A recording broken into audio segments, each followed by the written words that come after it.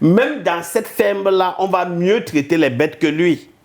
Parce qu'on va nourrir les pourceaux et lui, on ne va pas le nourrir.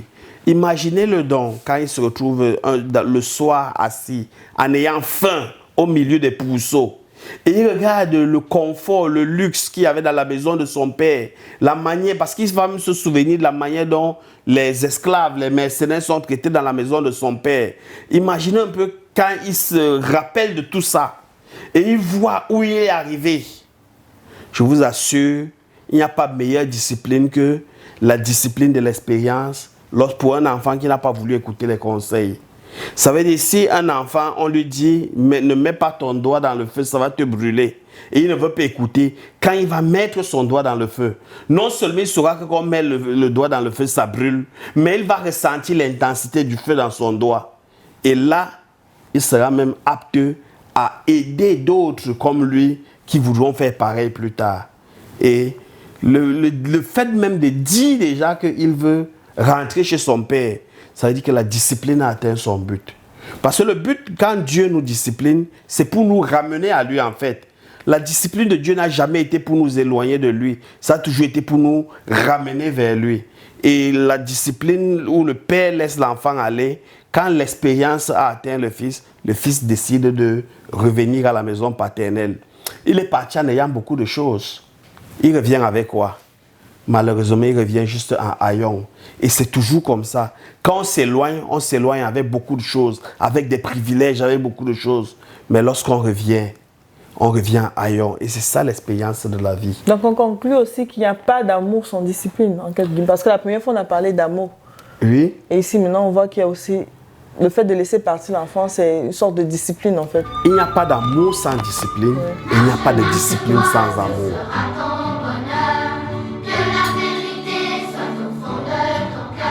Bonjour, bonsoir, bon après-midi, bienvenue sur la clé de la réussite de l'éducation des enfants. On se retrouve encore pour une petite capsule avec vous. Alors aujourd'hui, le sujet qui m'intéresse ou qui va nous intéresser, c'est l'histoire encore de l'enfant prodigue que nous avons fait la semaine passée. C'est juste une suite. Il y a un détail qui nous intéresse, qui nous marque, c'est le fait que le papa laisse aller son enfant lorsque l'enfant lui dit « Papa, donne mon héritage ». Je pense que si en tant que maman, si j'étais à la place du papa, j'aurais dit « Non, tu restes ici ». Alors qu'est-ce que tu en penses? Je pense que ce que tu dis, c'est ce que naturellement plusieurs parents auraient fait. Mais la logique veut qu'on puisse agir comme le père a agi. Parce qu'il a bien fait de le faire. Ah bon, il a bien fait de laisser partir l'enfant? Oui, il a bien fait de laisser partir l'enfant. Parce que le fait de retenir l'enfant, en fait, c'est vouloir le protéger. C'est vouloir empêcher qu'il aille. Et généralement, quand on refuse de laisser aller, on utilise une autre mesure disciplinaire qui est une mesure disciplinaire préventive où on donne des conseils, on parle et tout. Mais on arrive parfois à un point où ce qu'on dit n'a plus d'importance. L'enfant est braqué, l'enfant veut seulement aller découvrir, il veut apprendre de par lui-même. Et la meilleure chose à faire dans ce cas-là, c'est de le laisser aller. S'il n'a pas pu écouter, c'est-à-dire les conseils, alors il va apprendre par l'expérience. Et en lisant ce texte, je pense que c'est justement par l'expérience que cet enfant est parti. Mais je voudrais qu'on lise le verset 13 de cette portion parce que la semaine passée, nous avons lu du verset 11 jusqu'au verset 24. C'est dans quel livre? Dans le livre de Luc, chapitre 15. Mais aujourd'hui, on va lire d'abord le verset 13. C'est-à-dire après qu'il ait partagé, c'est-à-dire la fin du verset 12. Et il leur partagea son bien. Et peu de jours après, le plus jeune fils, ayant tout ramassé, s'en allant dehors en un pays éloigné. Chaque mot ici a son importance. Il n'a pas pris quelques biens seulement, comme s'il revenait. Mais il a tout ramassé. C'est une façon pour ce fils-là de dire, je ne veux plus entendre parler de vous, je ne veux plus rien avoir à faire avec vous, je veux vivre ma vie, je veux être indépendant, je veux être autonome, je veux faire ce que je veux. Ça, c'est naturellement ce que les jeunes font. Et chaque fois qu'on veut les retenir, ça ne fait qu'empirer la situation. Ouais. Mais maintenant, lorsqu'il est parti, il va donc apprendre par expérience. Qu'est-ce qu'il va dilapider tout son bien. Il dilapide tout son bien Et les amis autour de lui, naturellement, vont s'en aller. Et à un moment donné, il faut qu'il mange.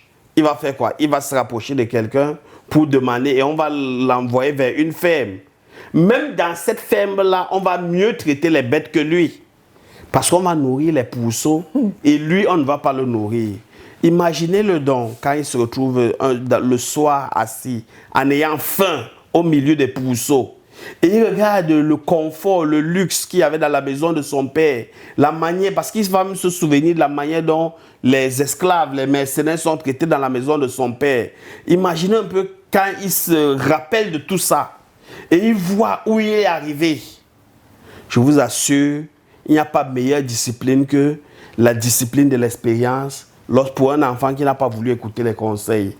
Ça veut dire, si un enfant, on lui dit, ne mets pas ton doigt dans le feu, ça va te brûler. Et il ne veut pas écouter. Quand il va mettre son doigt dans le feu, non seulement il saura que quand on met le doigt dans le feu, ça brûle, mais il va ressentir l'intensité du feu dans son doigt.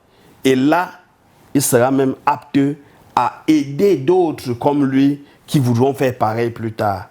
Et le fait même de dire déjà qu'il veut rentrer chez son père, ça veut dire que la discipline a atteint son but.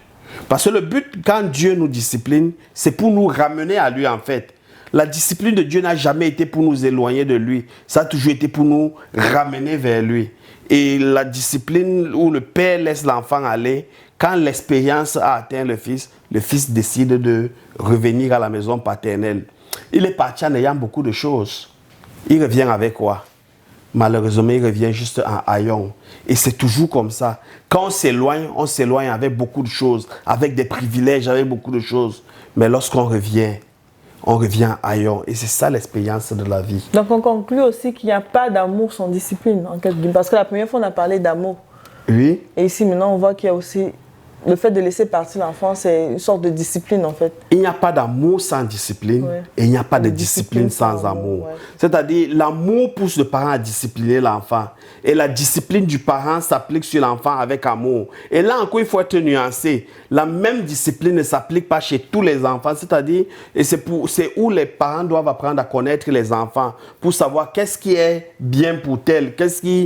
Parce que le but de la discipline, c'est d'une part d'amener l'enfant à reconnaître qu'il s'est trompé, que le chemin qu'il a pris n'est pas bon, mais d'autre part à revenir. Mais il y a des disciplines qui vont éloigner davantage l'enfant, qui vont le détruire. Par contre, il y a des disciplines qui ne feront rien à l'enfant. Ça veut dire on n'a pas appliqué sur le bon domaine. Imaginez un enfant qui aime la solitude et vous lui dites, va rester dans ta chambre. Mais vous n'avez rien fait. C'est-à-dire, vous lui avez donné ce qu'il aime et ce n'est pas ça la discipline. Donc, imaginez, si vous avez un enfant, on parle là des préadolescents et des adolescents, supposons qu'un enfant a déjà le téléphone et qu'il attache à son téléphone, la discipline peut être que vous le privez de son téléphone pendant 1 ou 2 semaines. Pour un autre enfant qui aime sortir, peut-être il y a des activités qu'il fait, la discipline peut être qu'il est privé de ces activités-là. Donc la discipline doit être adaptée d'une part, mais la discipline doit aussi être en fonction de ce que l'enfant aime, de ce qu'il peut. Parce que le but c'est de l'atteindre. On ne fait pas une discipline conventionnelle. Et ce n'est pas la même discipline qui va marcher sur tous tes enfants. Il faut tenir compte du tempérament, du caractère de ses enfants. Mais malgré ça, en appliquant la discipline, l'enfant doit savoir que ça te fait aussi mal de le discipliner et que c'est par amour que tu le fais, que tu ne le fais pas juste pour le détruire. Et c'est aussi pourquoi il faut la mesure, la dose, dans la mesure disciplinaire. Et ça demande aussi notre communion avec le Seigneur. Oui, justement, parce qu'on doit discerner jusqu'à où est-ce que l'enfant peut supporter. Parce qu'on ne châtie pas juste pour châtier. Et malheureusement, il y a des gens qui appliquent des disciplines qui détruisent les enfants. Lorsqu'on était en Afrique, on voyait des parents qui disciplinent l'enfant pour l'enfant ne peut plus aller à l'école. Ça, ce n'est plus une discipline, c'est-à-dire, ça, c'est détruire l'enfant. Ouais, son avenir. Et tout, donc il faut vraiment être mesuré. Mais on remarque donc quelque chose, lorsque la discipline a eu son effet, l'enfant revient à la maison. C'est l'enfant qui dit au père, je ne suis pas digne d'être ton enfant. Parce que l'enfant, dans la discipline, a réalisé que pour un père qui a un tel amour, un de ses enfants ne doit pas faire ce qu'il a fait. Pour un père qui agit de la sorte, son enfant ne doit pas faire ce qu'il a fait. Et que l'attitude qu'il a eue n'est pas digne de quelqu'un qui descend de cet enfant. Parce que lui, il était un père aimant, un père qui a mis des provisions à côté pour ses enfants. Mais lui, il a agi en égoïste, alors que son père était un père qui voulait donner. Ouais. Mais le père, on ne voit pas le père rappeler à l'enfant ce que l'enfant a fait. On voit le père restaurer l'enfant, mais avant la restauration, il y a quelque chose que le père demande. Qu'on lave ses vêtements. C'est-à-dire, le ramener aussi l'enfant ne veut pas dire on accepte l'enfant avec toutes les bêtises.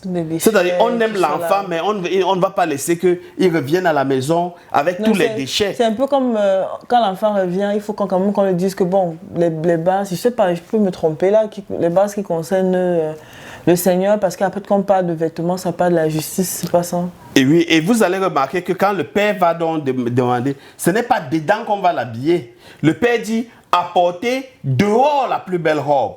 Mais pour qu'il porte cette plus belle robe, on va devoir le laver, Il y a des choses qui vont être faites pour que quand il reparte de la maison, il parte de la maison comme un fils digne. Il aura l'anneau au doigt, il aura la plus belle robe et on pourra faire la fête. Et pareil aussi, parce que l'autre erreur, c'est quoi?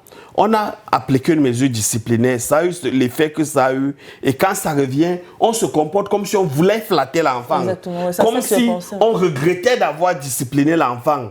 Et qu'est-ce qu'on fait? On accepte des caprices ou on accepte des choses qui, non seulement ne sont pas bien pour l'enfant, mais pourront détruire les autres qui sont dans la maison. À l'intérieur. Donc là aussi, en tant que parent, on doit être vraiment proche du Seigneur et dépendant de lui dans chacun de ces aspects pour être sûr que tout ce qu'on a fait, c'est pour le bien spirituel de l'enfant.